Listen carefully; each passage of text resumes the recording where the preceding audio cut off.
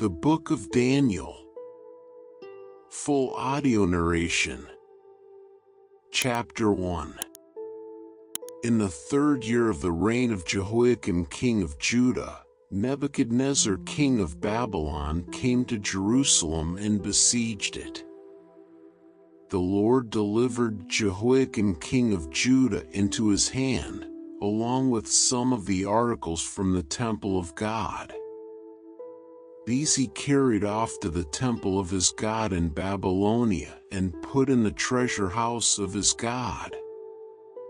Then the king ordered Ashpenaz, chief of his court officials, to bring into the king's service some of the Israelites from the royal family and the nobility, young men without any physical defect, handsome, showing aptitude for every kind of learning, well-informed, quick to understand, and qualified to serve in the king's palace. He was to teach them the language and literature of the Babylonians. The king assigned them a daily amount of food and wine from the king's table. They were to be trained for 3 years, and after that they were to enter the king's service. Among those who were chosen were some from Judah: Daniel, Hananiah, Mishael, and Azariah. The chief official gave them new names: to Daniel, the name Belteshazzar; to Hananiah, Shadrach; to Mishael, Meshach; and to Azariah, Abednego. But Daniel resolved not to defile himself with the royal food and wine, and he asked the chief official for permission not to defile himself this way. Now God had caused the official to show favor and compassion to Daniel, but the official told Daniel, "I am afraid of my lord the king, who has assigned your food and drink. Why should he see you looking worse than the other young men your age?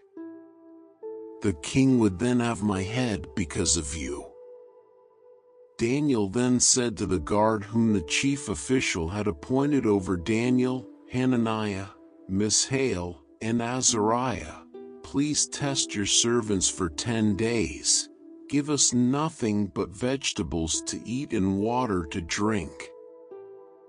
Then compare our appearance with that of the young men who eat the royal food, and treat your servants in accordance with what you see." So he agreed to this and tested them for 10 days. At the end of the 10 days they looked healthier and better nourished than any of the young men who ate the royal food. So the guard took away their choice food and the wine they were to drink and gave them vegetables instead. To these 4 young men God gave knowledge and understanding of all kinds of literature and learning. And Daniel could understand visions and dreams of all kinds. At the end of the time set by the king to bring them into his service, the chief official presented them to Nebuchadnezzar. The king talked with them, and he found none equal to Daniel, Hananiah, Mishael, and Azariah, so they entered the king's service. In every matter of wisdom and understanding about which the king questioned them, he found them 10 times better than all the magicians and enchanters in his whole kingdom. And Daniel remained there until the 1st year of King Cyrus. Chapter 2. During the 2nd year that Nebuchadnezzar was king, he had such horrible nightmares that he could not sleep. So he called in his advisors, the ones who claimed they could tell the meaning of dreams, and they came and stood in front of the king. He said, "I am troubled by a dream that I can't remember, and I want to know what it means." They answered in Aramaic, "Your Majesty, we hope you live forever. Please tell us your dream, and we will explain what it means." But the king replied, "No. I have made up my mind. If you don't tell me both the dream and its meaning, you will be put to death and your house is destroyed. But if you do tell me both the dream and its meaning, you will be rewarded and greatly honored. Now then, tell me the dream and its meaning." "Your Majesty," they said, "if you will only tell us your dream, we will interpret it for you." The king replied, "You're just stalling for time, because you know what will happen if you don't come up with the answer. You have all agreed to lie to me, hoping I might change my mind. But tell me the dream, and I will know if you can tell me its meaning." The advisors replied, "Your Majesty, there is no one on earth who can do what you ask. No king, not even the greatest and most powerful, has ever made such a demand. It is impossible. No one except the gods can tell you what you want to know, and they don't live here with humans." This made the king so angry that he gave orders for every wise man in Babylon to be put to death. So the king's men were sent out to round up all the wise men, including Daniel and his friends. Arioch was the king's official in charge of executing the wise men. He came to Daniel and told him what was happening. Daniel spoke politely to Arioch and asked, "Why did the king give such cruel orders?" After Arioch explained what had happened, Daniel rushed off and said to the king, "If you will just give me some time, I'll explain your dream." Daniel went home and told his friends Hananiah, Mishael, and Azariah what had happened. Then he said, "Ask the God who rules from heaven to be merciful and explain this mystery, so that we and the other advisors won't be put to death." In a vision one night, Daniel was shown the dream and its meaning. Then he praised the God who rules from heaven. "Our God, your name will be praised forever and forever. You are all-powerful, and you know everything. You control human events, you give rulers their power and take it away, and you are the source of wisdom and knowledge." Chapter 3. King Nebuchadnezzar ordered a gold statue to be built 90 feet high and 9 feet wide, and he had it set up in Dura Valley near the city of Babylon. Then he commanded his governors, advisors, treasurers, judges, and all other officials to come from everywhere in his kingdom and to attend the dedication of the statue. So all of them came and stood in front of it. Then an official stood up and announced, "People of every nation and race, now listen to the king's command. Trumpets, flutes, harps, and all other kinds of musical instruments will soon start playing. When you hear the music, you must bow down and worship the statue that King Nebuchadnezzar has set up. Anyone who refuses will at once be thrown into a flaming furnace."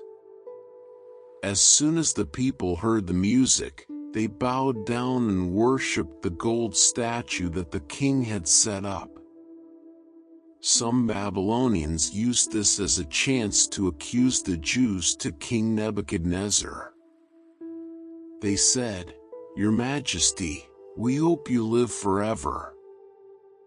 You commanded everyone to bow down and worship the gold statue when the music played.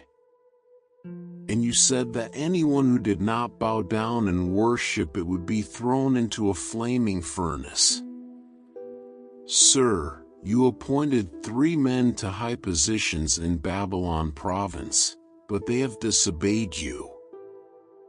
Those Jews Shadrach, Meshach, and Abednego refused to worship your gods and the statue you have set up."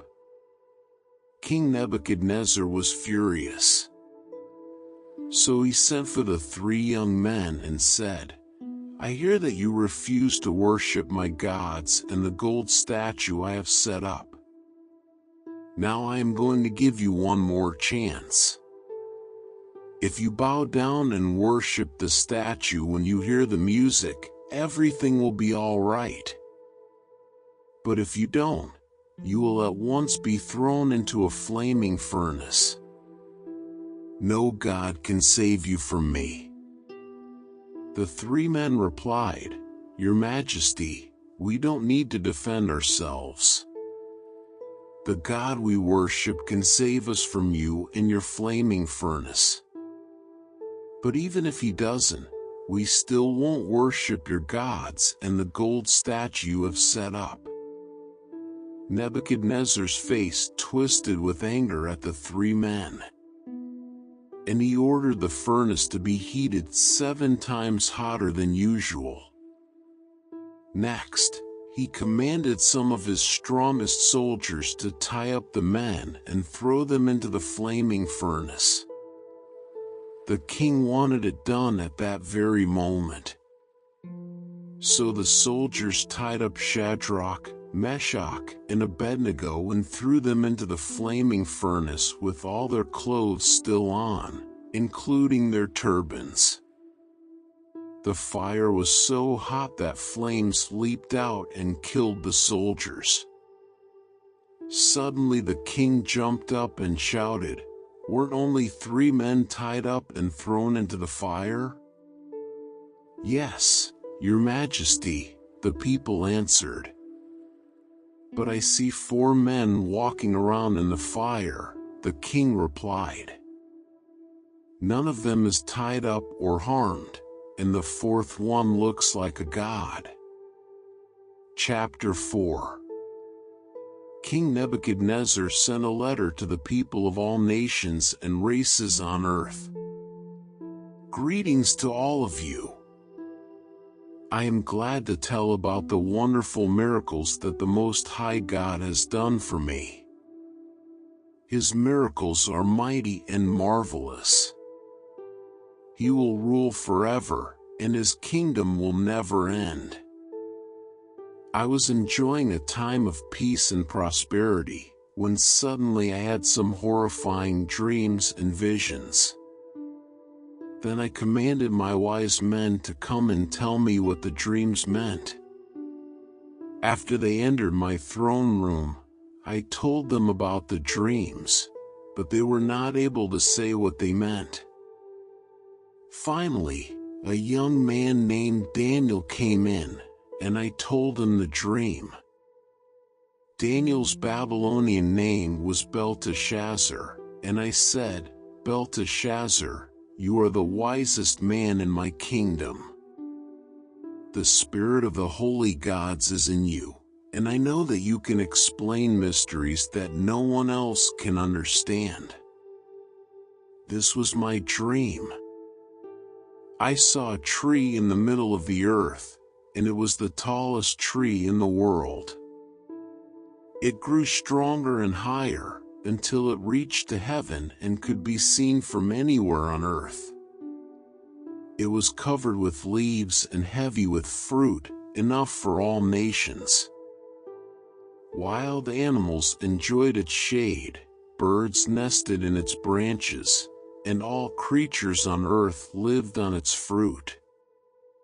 While I was in bed, having this vision, a holy angel came down from heaven and shouted, 'Chop down the tree and cut off its branches, strip off its leaves and scatter its fruit. Make the animals leave its shade and send the birds flying from its branches. But leave its stump and roots in the ground, surrounded by grass and held by chains of iron and bronze. Make sure that this ruler lives like the animals, out in the open fields, unprotected from the dew. Chapter 5. One evening, King Belshazzar gave a great banquet for 1,000 of his highest officials, and he drank wine with them. He got drunk and ordered his servants to bring in the gold and silver cups his father Nebuchadnezzar had stolen from the temple in Jerusalem. The king and his officials, his wives, and his mistresses drank from these cups and praised idols made of gold, silver, bronze, iron, wood, and stone. Suddenly, a hand was seen writing on the plaster wall of the palace. The king was watching the hand as it wrote. He turned pale and was so frightened that his knees began to shake. He shouted for his wise men and advisors to come.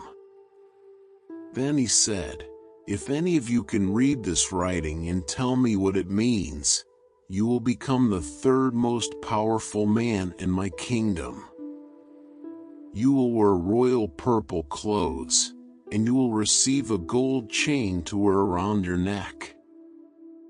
All of King Belshazzar's highest officials came in, but none of them could read the writing or tell what it meant, and they were completely puzzled. The king was more frightened than ever before, and his face turned white as a ghost. His officials were also terrified. The queen heard the king and his officials talking, so she came in and said, "Your Majesty, I hope you live forever. Don't be so pale and afraid. There is a man in your kingdom who has the spirit of the holy gods in him. During the time of your father, he was recognized as having insight, intelligence, and wisdom like that of the gods. King Nebuchadnezzar appointed him as the chief of the magicians, fortune-tellers, and astrologers. This man, Daniel, was found to have a keen mind and a knowledge of understanding that could solve difficult problems and explain riddles. Call for Daniel, and he will tell you what the writing means." Chapter 6. Darius the Mede decided to divide the kingdom into 120 provinces, and he appointed a governor to rule over each one. In order to make sure that his government was run properly, he appointed 3 men as supervisors over the governors. One of these men was Daniel. Because of his exceptional qualities, the king planned to put Daniel in charge of the whole kingdom. This made the other supervisors and governors jealous, and they tried to find reasons to accuse Daniel of doing wrong so they could get him removed from office.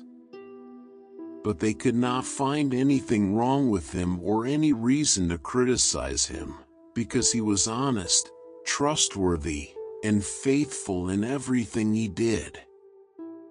They said to each other, "We will never find any reason to accuse Daniel, unless it has to do with the law of his God." They went to the king and said, "King Darius, you should make a strict decree that for the next 30 days, no one in your kingdom should pray to any god or human except you. Anyone who does should be thrown into the lion's den. Make sure that your decree is signed and cannot be changed, according to the law of the Medes and Persians." So King Darius signed the decree. Daniel heard about the decree, but when he went home, he knelt down at the open windows in his room and prayed to God 3 times a day, just as he had always done. The men who had plotted against Daniel went to the king and said, "Your Majesty, we want you to know that Daniel, one of the captives from Judah, is ignoring your decree and praying to his God 3 times a day." The king was very upset when he heard this, because he had grown fond of Daniel. But the men said, "Your Majesty, you know that the law of the Medes and Persians says that no decree which the king has signed can be changed." Chapter 7. In the first year that Belshazzar was king of Babylonia, Daniel had some dreams and visions while he was asleep. When he woke up, he wrote down what he had dreamed. Daniel said, "I saw a vision during the night, and the 4 winds of heaven were stirring up the Mediterranean Sea. 4 huge animals came out of the sea, each different from the others. The first was like a lion, but it had wings like an eagle.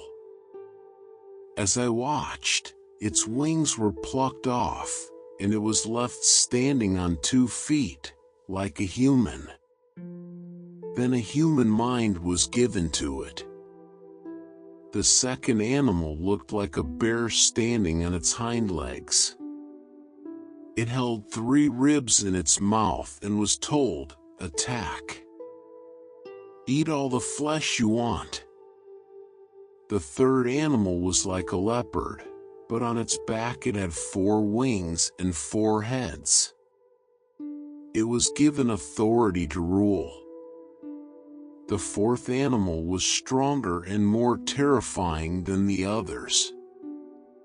It had large iron teeth and crushed its victims with its feet.